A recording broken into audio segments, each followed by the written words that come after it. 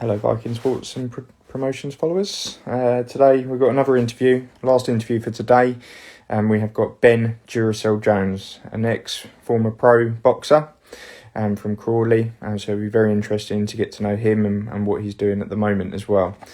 So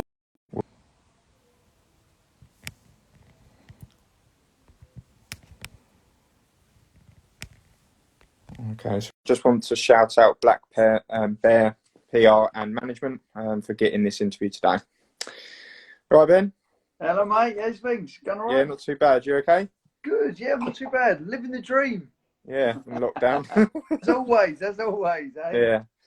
So thank you very much, firstly, for joining us today. It's really appreciated. Obviously, the purpose of today is just really to get a bit to know you a bit better, to know what happened in your career, and what potentially you would have liked to have changed or have done within your career, and then just to see what you're doing now as well. Yeah, pleasure. No worries at all. Anytime. Okay. So just to start off with, what was it that made you get into boxing? How did you actually get into boxing? One of the main reasons I got into boxing is I was a hyperactive child as a very young age, sort of 4 year old, well into sports and stuff. My mum and my dad was having a hard time and thought I've got to get them into something. Yeah. They're very sporty people themselves, so they knew I was going to be in that sort of going into sport and stuff. So they got me into a few things as a very young age. Rugby started very young. Athletics I did a little bit of. And I did judo. That judo was something. They started very, very young. So that was good. And then as it got to a sort of about 7, 8 years old, I crept into Crawley boxing gym. And I never looked back. Yeah. And when you started off, obviously in the Crawley boxing gym, how did you find that? Because obviously, the gyms can be quite daunting with obviously, the 18-plus-year-olds that are in there. Cool. Be quite daunting. So how did you actually find that experience? Do you know what? I don't know whether it's called cocky or not, but I was destined. I wanted to be world champion. I walked in there. I wanted to be the best, and it didn't matter if you were 18 or you were 9. I was there to win. And that was just how I was. I didn't have that. I wasn't that type of kid. I wasn't a very fearful. I just lived for the day and went for it. I was everything in life. I go for. That's just how I am. And moving on, obviously, through the Crawley boxing gym, your amateur career. So how did that pan out before obviously taking the step up to the pro game? How did that?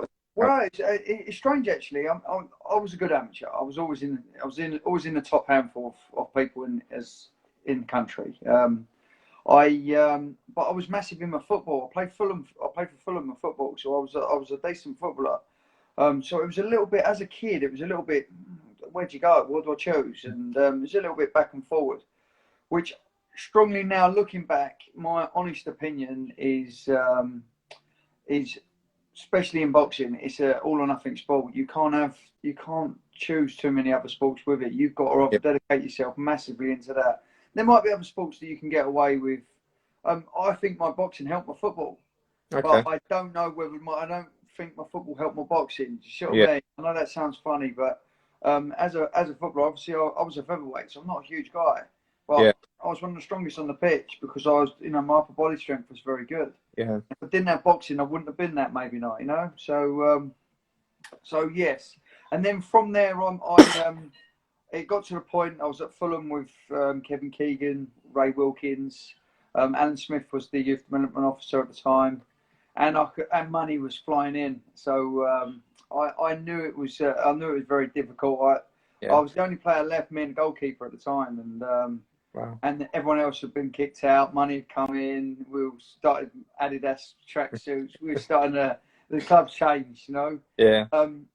And eventually, I'm an impatient kid, and it was, what's happening? Am I going to be there? And do you know what? I never actually got booed out, but I got to a point where it was, I'm going to leave, and I left and went to Exeter. So I went and played down there for a bit. Maybe a bad decision. It's a 4.5 hour journey from where I live, and I didn't drive. I was only a 16-year-old kid. Yeah. So maybe not the best of decisions. But and then at that point, I thought, do you know what? I'm going to really concentrate on my boxing. Yeah. And I was doing that while I was down at Exeter, and my boxing changed in a huge way, and I was in the top four of the country still as a senior, but the likes of Anthony Croller, Yeah. Amir Khan, Frankie Gavin, myself, Yeah. all in the same weight, which is, I mean, Yeah. if you look back now of actually not knowing these guys, you know, but now. What a cracking weight, blimey. You Yeah. know, I mean, we've all won, you know, world honours, you know, as such in Yeah. boxing. So it was good, you know. It was Yeah. a cracking weight. Yeah, so that was me getting into boxing. Yeah, sorry about that. I'll chat on. You have to No, stop me. So Ben, pack it in. no, it's fine. It's Talk too good. It's much. good. It's good content. That's what we want. Yeah, good. So obviously, the step up from the amateur game to the professional game is, people say is so difficult to make that jump up. How did you actually find the jump up from amateur to pro? I think more so in my day too. We say my day. I'm 38, so when I was amateur, it was point scoring. Yeah. Total different game than it is now. Okay, there was 4 rounds. It was 2-minute rounds, which makes a difference again. Yeah. Amateur boxing's changed again. So it's point scoring. So it was a lot harder for most people.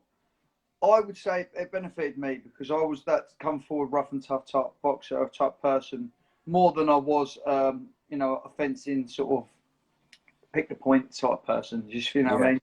So in my eyes, it was probably better for me, but yeah, I can understand how it's very difficult for most people. Yeah.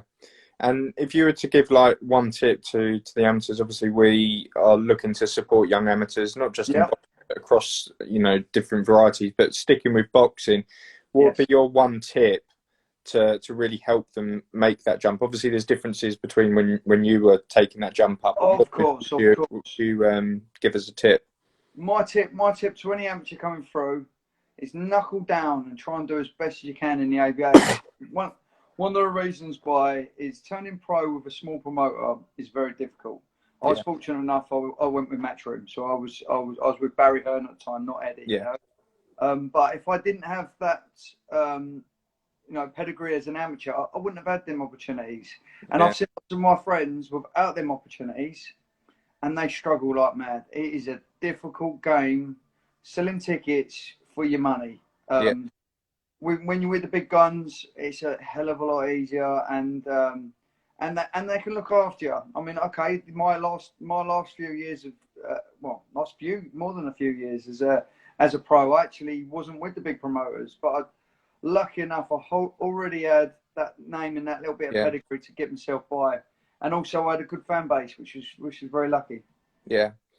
And touching on the point you mentioned there, obviously, you had a promoter in Matrum, obviously under Barry at the time and not through Eddie. But what was your experiences like with working with Matrum? Obviously, they've just grown and grown and grown. Exactly. I mean, it was a whole different setup then. Barry was brilliant. I liked the man. When I first turned over, I went to see him and Frank Maloney then. Obviously now, Frank, I found him very difficult as a person. Okay. Even though he was there wanting to sign me, I found him difficult not to talk. He wouldn't want to talk to me. He wanted to talk to my trainer all the time, asking my trainer questions when I'm standing there, which I felt was a little bit disrespectful considering I'm standing next to him. Ask me the questions. You see what I mean? You're asking it about me, so ask me. I walked out of there. Luckily, I had Barry afterwards, and it was Michael Aldis, my trainer at the time, and he said, "What do you think? Frank's got all Sky Sports and stuff at the moment," and I said, "No chance." I said, "I don't like the man. I won't fight for him for things." He said, "Well, luckily, Barry's got the other half of Sky as well, so we're going to go and see him." I went there, and he made me feel like a professional boxer. I walked into his, I believe now, where they boxed in them outdoor fights. It's the offices. He's in Brentwood, lovely big offices. The house. It was his old house. It's now Matrum offices. I believe that's where it was, where I went. And I felt, and I walked out there feeling like $1 million, which you know, hats off to the man, because that's what you should do to someone who's coming to sign a pro contract, and Yeah. that is the reason why I signed him. Yeah. With him. So he done good too. Yeah. And then obviously moving on from that, obviously, you know, signed with Matrum. How quickly did those, you know, big fights come along? Because obviously you see Matrum nowadays, and they've got the fighters on their books, and you know they pretty much instantaneously get those big fights. But how was it for you? Because obviously that was, you know, going back a little while now. So It was, yeah. Cheers, mate, for saying that. No, it was a little while ago, and the shame is they didn't have the Sky Sports like they did now. yeah, We had 6 fights a year on Sky Sports. That didn't mean I was going to be on them. yeah, I probably fought 3 times a year for them, which wow, is not a lot, you know. no, And so my career was going slowly. So speaking with Michael, who was with Matchroom himself at the time, not okay. at the time, before, you know, he Yeah, was Commonwealth champion himself. He had a chat with Barry, and it was John Wish then, who was the main guy there, and said to him, "Do you mind if we jump on a couple of little shows to keep him ticking over?" So other than that, I would have been, you know, stuck with 2 or 3 fights a year. yeah, So it was a slow process. As in now, TV's huge. TV pays the money, I'm afraid, you know, yeah, and that's how these promoters survive, the big promoters, you know, and and that is what I need. I mean, if I'd have had your Eddie Hearns now, wow, look, it could have been yeah, a whole different story, you know. And they get looked after as well, you know. So some of the that they know what they're doing. They're very yeah. clever, you know. They know what they're doing. Enough said. They know what they're doing. Yeah, no, they do. They're a fantastic promoter, and obviously they're now really branching out globally. Yeah, Obviously, I believe you had one fight internationally over in Spain. Correct me if I'm wrong. I did. Yes. But if you could look back now, obviously it was so different with regards to, obviously it's just started to really expand. You know, British fighters going overseas and vice versa. Would there have been, if there had been an opportunity, where would you have liked to have had a fight abroad? To be honest, I've always liked to have fought in America. I got offered a few times, different ones. I got offered Mexico City a few times. Okay. Oh, actually, saying that once, I got offered Mexico City against Orlando Sladas. I mean, he's world class, world Yeah. champion, very good fighter. I got offered Vegas Limanchenko. So there you go, his first fight as well. Wow. I accepted that fight as well. The money was huge, and you couldn't not accept it. It would be, you'd be silly not to. One, Yeah. because who knew what he was going to be like as a professional fighter? Yeah. And in a 10-round fight, I mean, the man's fought 4 6-rounders for all his Yeah. life as an amateur. Okay, he was a fantastic amateur, Yeah. but who knows what he was going? I mean, as we all know, he's very special. But you know, at the time, it was huge money to fight someone, and I thought, oh, I'd dig him into deep waters, and we could have won that fight. But who knows? Who knows? Yeah. It didn't happen, and lucky for him, eh? Yeah, definitely. He wouldn't have had his career now, would he? Exactly. It would have ended early. Yes. Yeah. Right. Well, so obviously we know that you had that one fight over in Spain. Obviously, what was the experience like that? Because obviously you've fought in, the rest of your career was based in the UK. So what was that like going overseas? You know what? I took an opportunity. The guy ended up being EBU European champion, so he was no idiot. But I went over there. I got looked after. It was nice. It was in Barcelona. I still took 150 fans with me, so it was a good thing.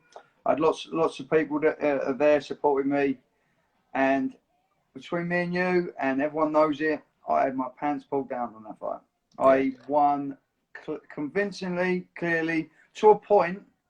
The whole crowd, his and mine, booed. Wow.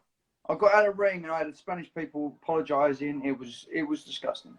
Yeah. And the guy was your EBU champion, earning 40 grand a fight after that. So there you go. So what a shame. What a shame. Yeah. I've had some some horrible decisions in my career, and maybe if I'd have stayed with your Matrums and stuff, maybe them decisions wouldn't have come off. Wouldn't have happened. But that's life. That's life. Yeah. I've done well. As you probably can see behind me, I've got a nice set of nice little set of things to say, you know. So I can't. I'm never going to go out of time and say, you know, I should have done this, should have done that. I've done well and I enjoyed Yeah. it every second of it. Yeah. And do you have any regrets stopping your career when you stopped, or do you think you stopped it at the right point in time? Do you know what? It's weird. Weird you saying that in two different ways. I'm generally very fit lad, and I'm very fit now.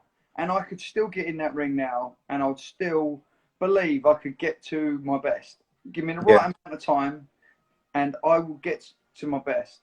My trouble was one lot to do with management as well. I should have been pulled up the weights. I should have gradually gone back into super feather, gone up to lightweight, and maybe finished my career as a lightweight. Well, I Yeah. didn't. I stayed down at featherweight, mostly because I was ranked in the world rankings at featherweight. So Okay. I should have really, realistically been slowly, gradually moving up. The other thing is the big promoters, they all knew this too. They were, you know, they knew what I was up to, and I had to lose a hell of a lot of weight. Yeah. So what they would do is they offer me a hell of a lot of money to fight their new up and coming star in 3 weeks' time. Yeah. But you know what? The thing is, the longer you're out of the ring, and the more you think, you know what, I could beat him. I could get that weight off in 3 weeks. Yeah. Do you know what? You can't. And do you know what? The more you bash your head against the wall thinking you can, you really can't, especially as you're getting to 35, 36 years old. Yeah. You could not get off. I spent my last camp, I spent in Thailand in the heat, okay, because I should do it in Miami. I should always be over there, but this time this one was in Thailand. But I was training 3 times a day.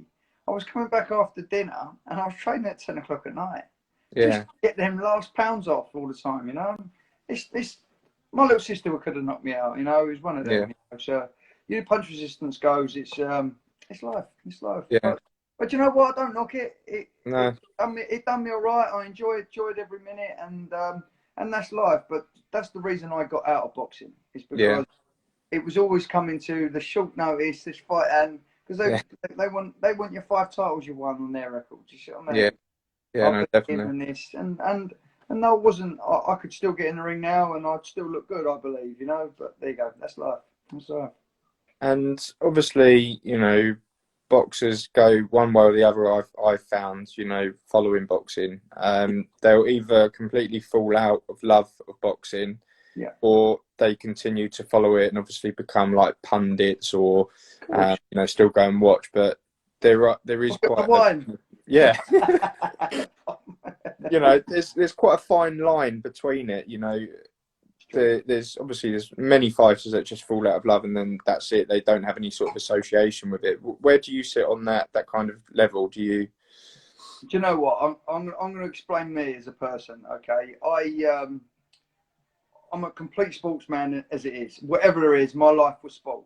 I boxed Yeah. since I was 8 years old and probably was in gyms earlier than that. You know, so boxing has been my life as long as I know. It will never go out of my life. I had to. I've been retired now 2.5 years. I Yeah. had to take 2 years away because I was still getting offers, Okay. and that would have tempted me back. And it would have been always the point of a temptation. Okay, so I knew that if I kept away for a bit, kept myself not so fit, I'm always generally fit, but Yeah. not to 12 round boxing hard Yeah. fit. So I kept away. I invested my money quite well, and I was doing building. So I built a house next door, which is sold now, and I now in the last lockdown, strangely enough, I got a phone call and said there's a young lad. He's 16 years old. He's brought up from Crawley.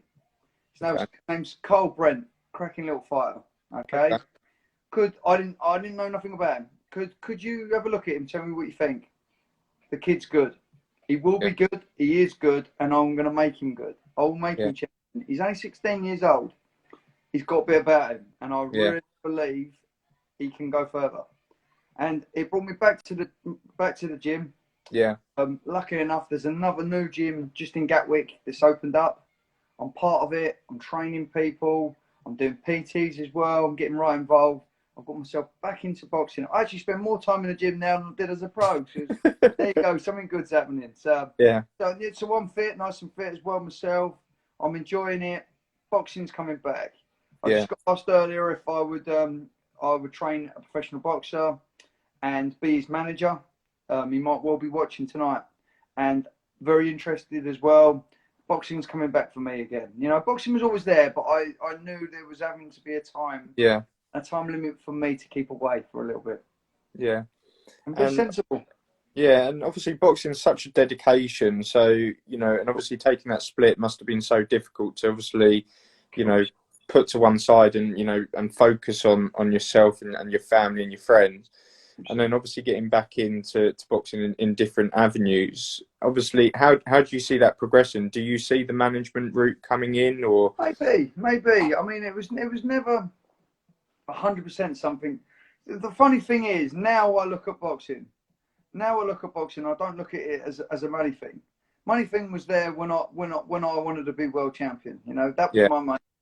So my next side of it isn't about the money. It's about enjoyment, and I don't see nothing better than when a young 6-year-old, because I'm training them this young, 6 years old, and little yeah, one-on-ones comes in and he can't take a smile off his face.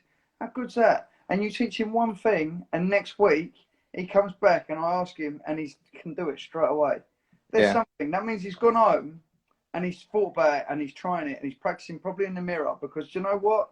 You don't you can't just come to me once a week and then remember from the week before. You yeah, have been thinking about that. And that's a cracking thing to do. I'm doing that constantly. So who knows what the next step is? Yes, I'd love to get into training some pros. I would love to take through your next pro that you see as your next world champion. I do the next step that I didn't quite make. yeah, I take the next person to that. And it might well be one of them little 6-year-olds that I train. Who knows? But then again, it could be the lad I told you that asked me today. Who yeah, knows? Or it even could be this Cole Brent who's 16. yeah, Who knows? definitely. But Yeah, yes, I'm interested. But yeah. we'll see. We'll see. What would you say your highlight within your career? Obviously, it was Yeah. a long career. What would you say that your highlight was during that spell?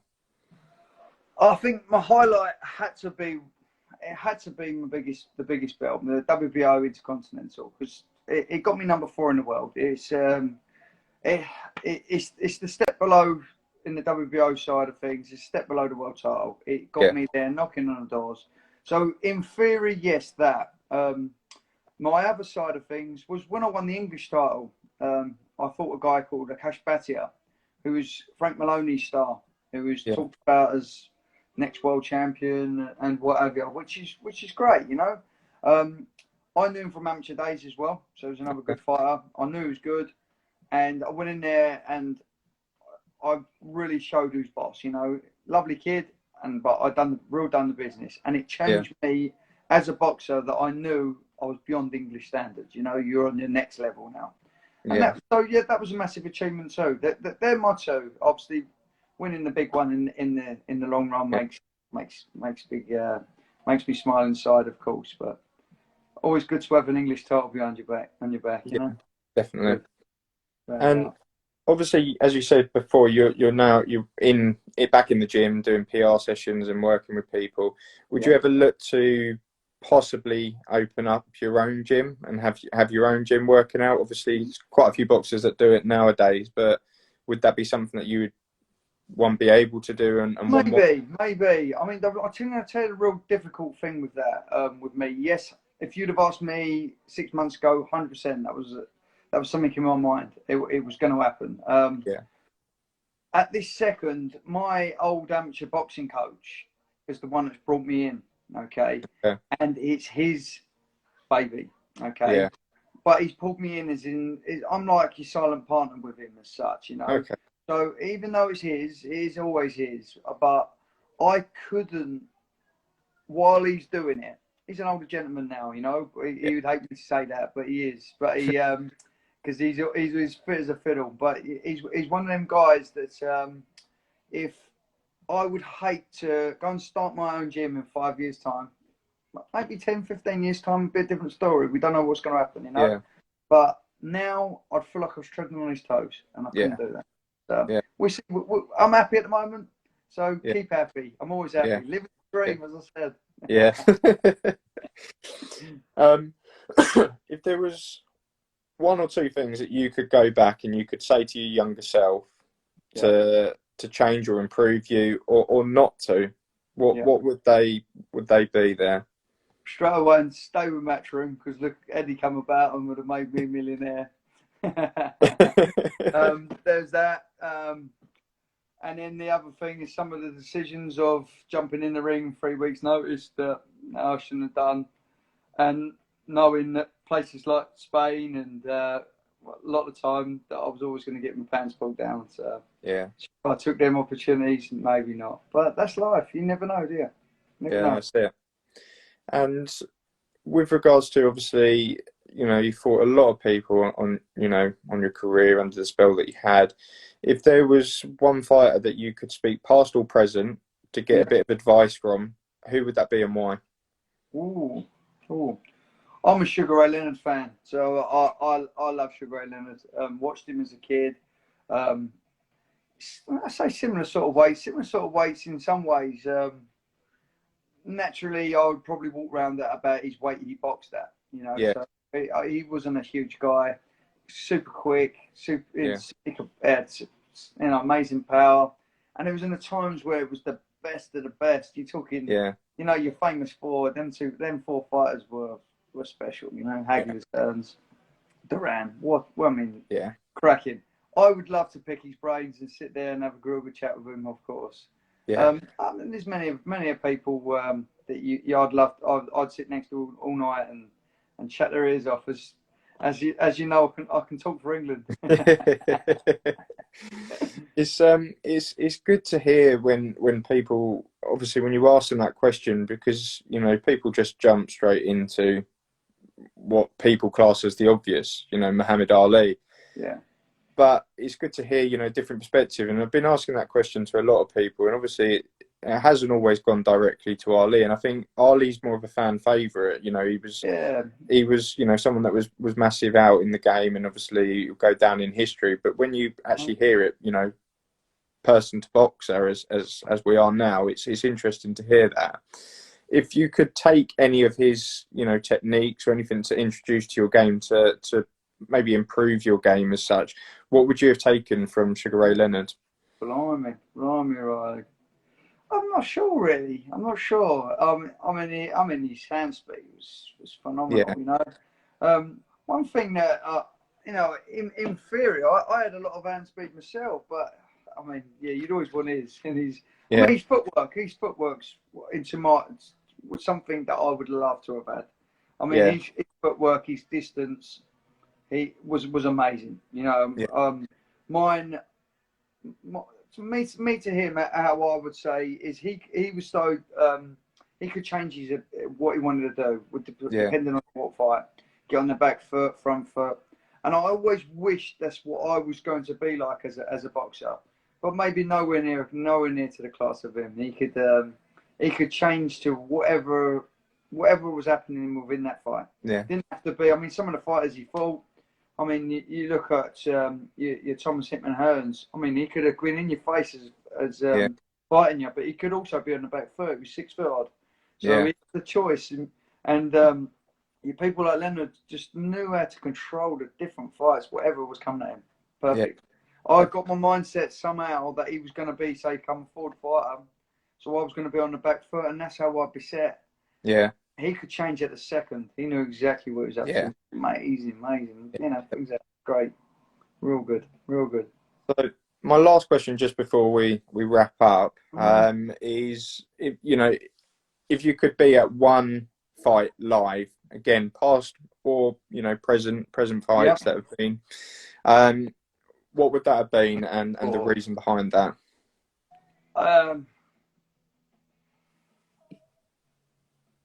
Barrera Morales, 1 and 2, any of them. Yeah, Ward Getty. yeah, another good one. I mean, two different reasons, really. I mean, two different reasons, but in the same way. Barrera Morales, I mean, skill level's huge, but Yeah, they never took a back step. and Yeah. they took, you know, they took an hiding as well as boxed at such Yeah. pure levels. I mean, also again, my sort of weight, my weights were probably what is actually wasn't my weight. And then you find, and then you go to Gatti Ward. Yeah. Fight wise, wow. Yeah. It was They, unbelievable. I mean, both of them were world class fighters, but not really the best.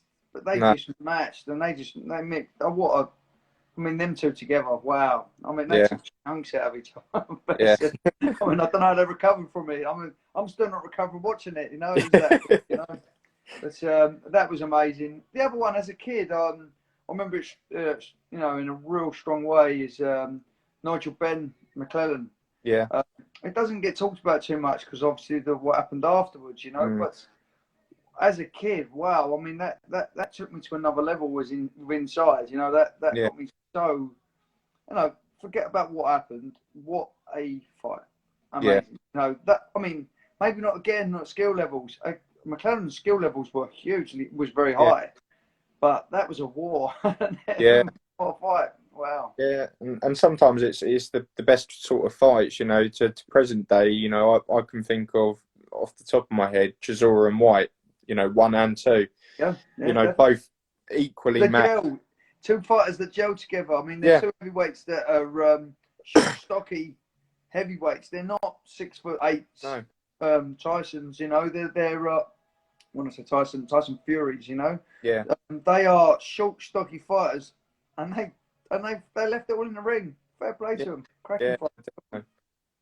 Well, I'd like to thank you for your time. Obviously, you Anytime. know, busy and everything like that, and it's really good to get insight of, you know, someone that's been in the game and what they're doing now. So really appreciate your time today, Pleasure. and Pleasure. yeah, and I wish you all the best for your future as And well. Joe, Whatever. thank you. No, I'm ready anytime, mate. And any questions anyone wants to ask, ping me a DM, and I'll always get back to you. So don't you ever worry about that. So thank you. No Thanks worries. so much. I'm sure you'll have a few people ask you too. Yeah, thank you very But much. All right, all the thank best you. and have a good evening. Absolute pleasure. See you later, buddy. Catch you Thank later. you. Nice one. Bye. See you later. Bye.